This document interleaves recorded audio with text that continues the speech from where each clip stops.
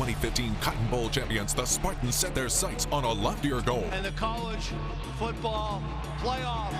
Through perseverance and quite possibly divine intervention. And the ball is free. It's picked up by Michigan State's Jalen Watts Jackson, and he scores on the last play of the game.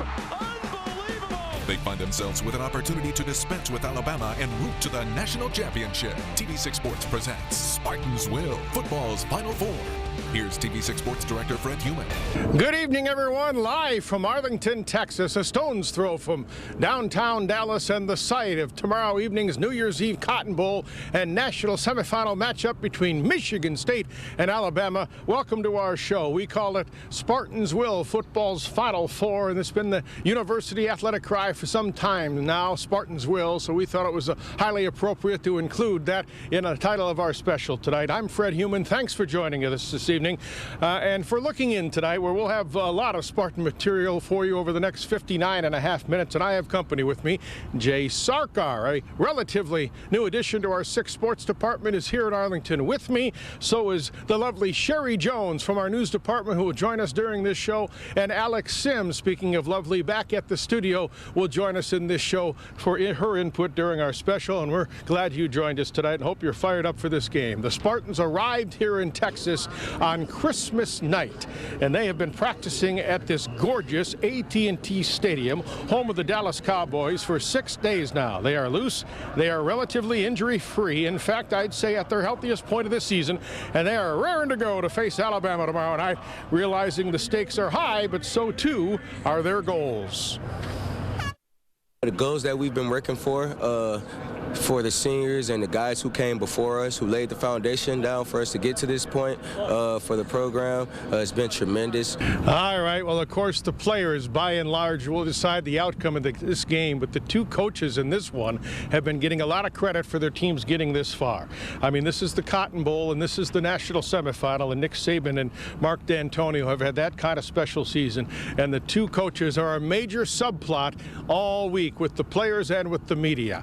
In fact, Mark D'Antonio and Nick Saban met with the media this morning and had a little picture pose in front of the, or near the Cotton Bowl trophy, and glad hand, and answered questions for about 45 minutes to a room packed to the gills with media. Of course, the trophy is the thing both coaches hope their players are hoisting above their heads tomorrow evening as the calendar year changes to 2016. The coaches continue to get asked every day about their relationship with each other, so today I offered this. A lot of more media are here now, and you're getting asked a lot of the same questions. Are you getting tired at all of talking nice about each other? The fact is, you're trying to beat each other's brains in tomorrow. No, I don't think it has anything to do with that. I think, you respect people for what they do, and you respect great competitors, and as a coach, you know what it takes, the hard work that it takes, the togetherness that it takes, the culture that you have to sort of establish to have a winning program. And when you play another winning program, you just have a lot of respect for that. There doesn't have to be any dislike or distrust or hatred or anything else. It's you respect competitors, and I think great competitors go do their best against each other, and you have the same respect when you come out the other end, regardless of what happens in the game. A lot of our program is patterned after the people that I've been able to work for, and certainly Coach Saban has had great success. Quite frankly, a lot of the things that we do are patterned after the things that I learned from him. Would not be sitting up here in front of all you answering the same question over and over if I had not been afforded that opportunity. Mark, has Nick ever been angry at you or hollered at you or anything? Of course. My assistants would say the same. Yeah, we don't think of Coach D as a screamer, but that's the early word from the 2 head coaches. We'll hear more from Nick Saban later in the show. I welcome in my cohort at TV6, Jay Sarkar, working his first 6 sports special. Jay with me here in Texas. He visited with some of the Alabama players, and they're excited about this game too, aren't they, Jay? Indeed they are, Fred. I mean, the Alabama Crimson Tide over the last decade, they really need no introduction. This is a team that has won 3 of the last 7 college football national championships under Coach Nick Saban. There's close to a modern-day dynasty in college football as you will find. And the Crimson Tide players, they have had one heck of a season this year, and at Media Day, they were quite excited for the opportunity in front of them. Now, last year, Ohio State flipped the script, ousting Alabama in the Sugar Bowl 49-35 on the Buckeyes' way to a national championship. Michigan State hopes to notch the Big Ten's second straight playoff win over Nick Saban's team, and that is why the Crimson Tide are not overlooking the Spartans' powerful defense. I think that Michigan State's defense is very similar to ours as far as the way that they're coached, how physical they play, the style that they play with, and give you a lot of problems. Obviously, extremely well coached. They are built to stop the run. Very physical, like you said, tough, and play very smart and good at what they do. And that's why they've been so successful this year, because they got the right guys doing what they need to do. And we're watching film on them, and we've been practicing hard just so we're prepared for them on Thursday. The defense as a whole is real physical. They're going to be where they're supposed to be, and it's going to be a real tough matchup. So we're going to have to just keep practicing what we practice and do what we do, and it's going to be a tough game. Lots of praise from the Crimson Tide offense for that strong Spartan defense. And, Fred, Michigan State, despite being underdogs, many would say the Spartans have the perfect recipe to slow down Heisman Trophy winner Derrick Henry and try to get a win tomorrow and advance to a national championship. And I think they love that underdog role. All right, Jay, stand by. You're not done working yet. Oh, no. Right, Jay is with us later in the show. We'll be joined by him then. We go back to Alex Sims in studio, who has more on an unsung hero who's made quite a name for himself. Hi, Alex. Hi, Fred. This guy may not be noticed often, but if it wasn't for him, the Spartans may not have gotten to where they are today. You can easily say Trevin Pendleton is the unsung hero this season. Trevin Pendleton normally lives in football obscurity, a blocking back whose job it is to do the dirty work for the playmakers. This season, a playmaker is what he has become. Trevin Pendleton, the fullback, off to the races. I've just been pretty fortunate to be in the right place at the right time. 5 years ago, he walked onto the team uncertain of his chances of getting to play on a big stage. Now on scholarship, the Spartans may not be in Dallas without him. Growing up, I always wanted to be here, but I didn't know if I was ever going to get the opportunity to have that opportunity to be playing here. In his limited chances with the ball, he has become a hero. Throws right, got a wide open fullback, Trevin Pendleton. What a play by the Spartans out of the gate. And then 4 weeks later, O'Connor fires to the end zone, catch made down near the pylon by Trevin Pendleton. Touchdown, Michigan State. I don't know. You really just don't think about it. You're kind of in the heat of the game, and you basically know at my position if you got a good shot at getting the ball on that particular play or not. So when the time's called, you just got to get yourself mentally prepared. So what does this sudden star prefer? Running or blocking?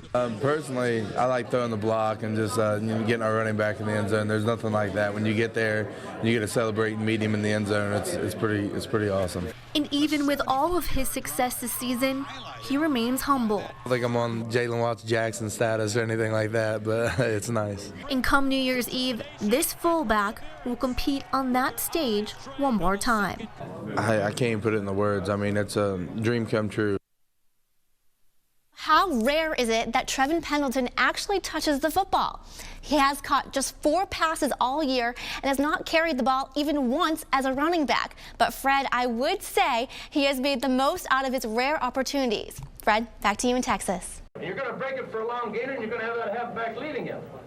All right, let's get the ball and stick it in their air.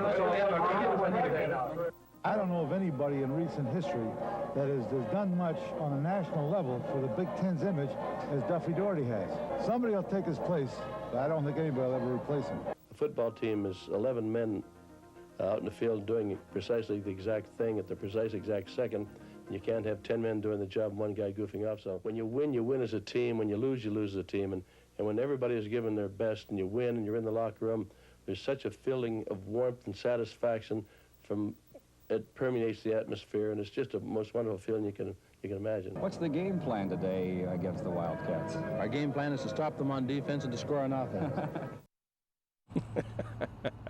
The late, great Duffy Doherty, and the Irishman was always a great quote, and it's fun to pour through our archives and dig out the wisdom of Duffy. Great fun digging into MSU's football past, and that's what this segment is all about. Bill Burke was the starting quarterback at Michigan State during the late 90s. In fact, during the 1998 and 99 seasons for Nick Saban, leading the Spartans to a mammoth upset over #1 Ohio State in the 1998 season, then leading MSU to a 9-2 record in 99 as a senior, both those under Saban. All right, time now to go a little bit further in MSU's football past. Two more former Spartans who were teammates and good friends who live in the Lansing area. They were teammates on the 1957 Spartan National Championship team under Duffy Doherty. Spartans went 8-1 in that 1957 season. Didn't even win the Big Ten title that year. They lost to Purdue in October, ran the table after that, beat Kansas State in the final game to wrap up an 8-1 season. No bowl game, no playoff back then, but a national championship nonetheless. And I sat down with George Perlis and Dean Look before leaving here for Texas. Well, we were freshmen at Michigan State. That's when we first met, but we didn't hang around with each other until later when we got to know each other. And I used to always kid Dean about how popular he was in this town because he went to high school here. I said, as soon as we got to the city limits, no one will know you. And we'd kid each other. We had a lot of fun. We knew each other well, and we had a good freshman team. We had some good players on that team. George was always kind of our leader at that time because he was a little older, and he was a tough guy from Detroit. I was going to those cream puffs from Lansing Everett on the south end, a country kid. So but we had a great time. We had a great time. Cream puff, huh, George? No, yeah, he wasn't a cream puff. He was a great player, an All-American. Look magazine. Yeah. Dean Look All-American. And Duffy thought the world of Dean. Not only Dean, Dean's family. He was the golden boy here. Oh, he was Mr. Everything. Paul Voter, baseball player, football player. Plus, I remember one time, I'll never forget this. Sally's, too bad she's not here, but I was talking about some gal, how good look she was. And Sally pipes up, yeah, well, Dean Look's a pretty good looking guy, too. These two Spartan legends formed a friendship back in the 50s. Not only were they teammates, but they were teammates on one of 6 Michigan State national championship teams, the 1957 squad. Did you celebrate, George? You remember? Oh, we celebrated all the time. We had a lot of fun. You didn't need a championship. Oh, no, we didn't need any excuses. You had to have a good time when you played for Duffy. Duffy was full of good times. He was a great guy to play for.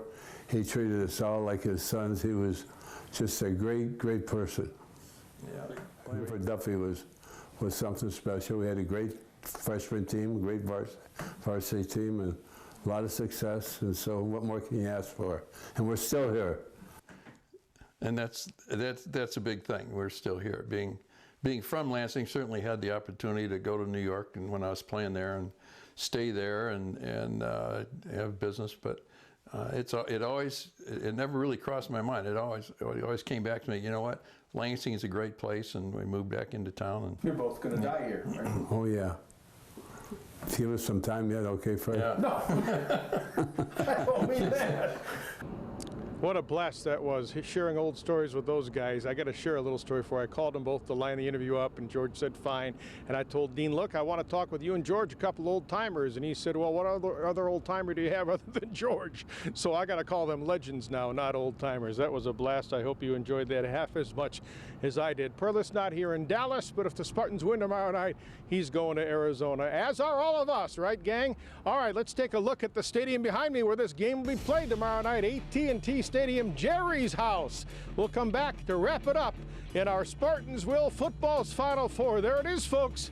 Stay with us. Fred Heumann along with Jay Sarkar back here in Arlington. He's got the hat on, huh? Well, Fred, I bet you didn't know my parents named me. Jay is short for J.R. Ewing. No, and when they in Dallas, didn't. I don't why believe not that. dress the part? Sherry, come on in here, will you? Will you put that on, Sherry? Come on. Let Sherry wear it. Put it on straight. I think my head's too big for it to wear. Wow. Sherry, let me guess. You're picking the Spartans. Absolutely. Why not, right? They're the underdog, and we not an underdog to us. Yeah, all right. Well, maybe we want a trip to Arizona. Yeah, well, it'll be a lot of fun to travel again next week and head to the national championship game. That's our show. Jay, thank you. Sherry, thank you. We'll have more tonight on 6 News at 11, right, gang? That's right. Yes, we will. From Arlington, Texas, for our entire crew back here and back at the station, thanks for watching.